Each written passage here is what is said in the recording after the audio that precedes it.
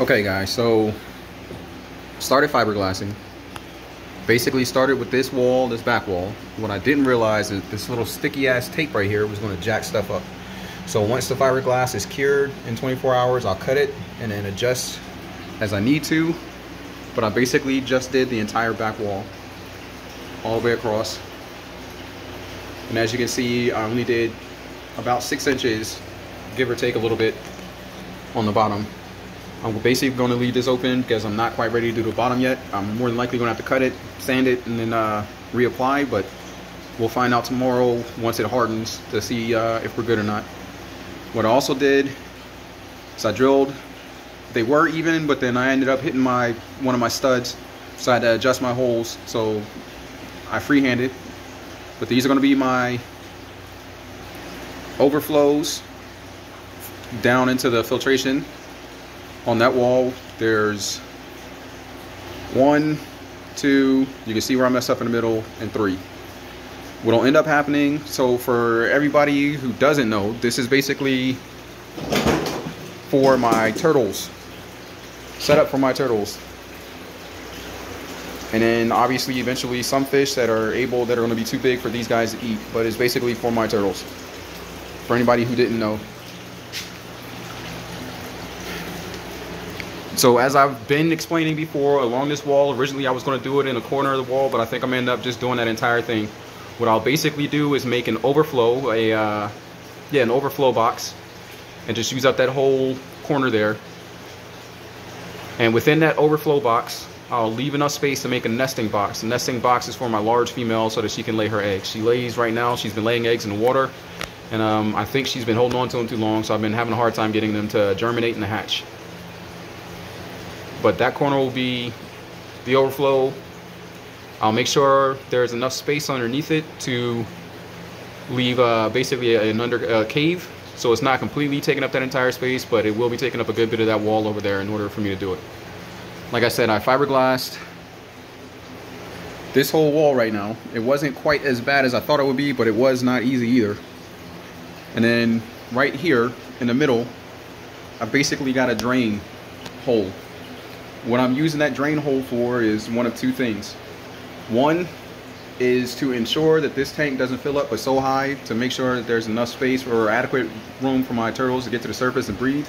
And then two, my plan, I've got to go away for lengths of time, actually a long bit of time this next time around, and it's less work for my wife. So basically what I'll do is I'll hook this up. I've got wires, and then how my room was set up, this room was set up before, I've got a hose that runs to my washing machine. I'm on a well system, so I don't have to worry about chlorines and chloramines and that kind of stuff. Basically, I can start a drip system. So this will be constantly doing water changes, so my wife won't have to worry about doing that mess. All she'll have to do is come out and change filter pads once every couple of days to once a month, depending on how quickly they clog up and jam up. But this is basically where I'm at right now. I'm stopping here basically because I ended up adding some additional pieces. This gives me a 3/4 inch lip so that I can place the gloss when I get it. It'll sit flush up against that lip and I did one on both sides. After I moved my fiberglass cloth, I did one on both sides. So because I did that, I need to ensure that I give it enough time for the liquid nails that I use to plug the holes and to seal the edges to cure. So I'm stopping there for now. The next piece that I'll probably end up doing is going to be this wall. Then after that wall, it'll be the floor.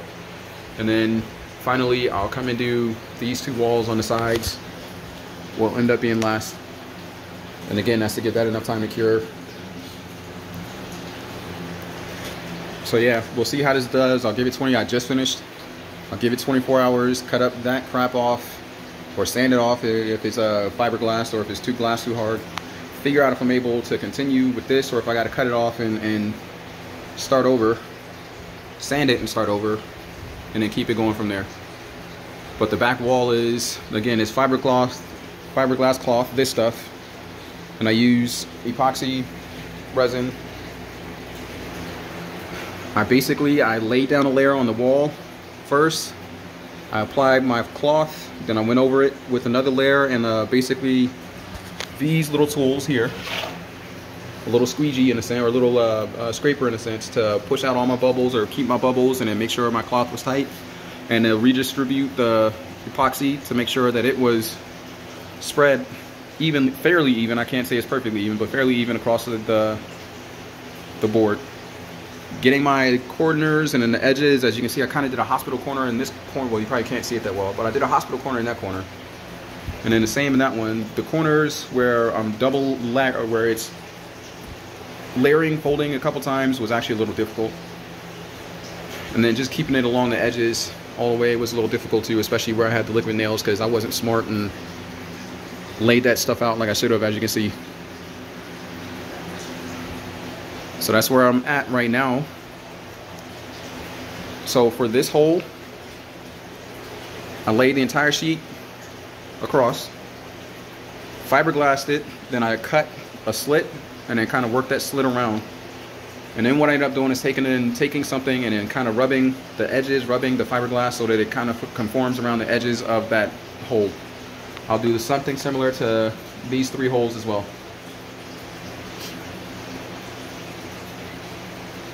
So yeah.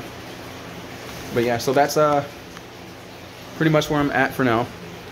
I got my vacuum in here because I'm constantly vacuuming this floor because there's always debris. I don't know, well, I do know where it comes from, but there's constantly debris.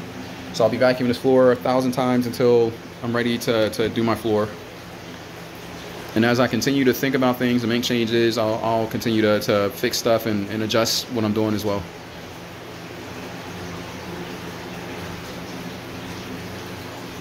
All right, so the next thing is more fiberglass. After that, I do have pond armor. I will also be painting it with pond armor. And then again, because of the species this is, these are called mata mata. Because of the species that they are, they blend in really well to leaf litter, especially with their frilly necks and their frilly heads and the shape of their heads. So I collected leaves from out my front yard since it's fall and all the leaves are falling off. And I'm hoping to be able to clear epoxy leaves all along the bottom of this. What it'll do, instead of me having to put down sand and that kind of stuff, it'll basically help them to kind of blend into the leaves, I'm hoping, or it'll give it a different aesthetic, make it a little bit more natural to where they would occur in South America and the Amazon. And I'm hoping it looks nice, if I can figure it out. If I can't, then I won't do it, and then I'll just keep on working with what I'm currently doing. All right, so I think that is good for now. Talk to you later.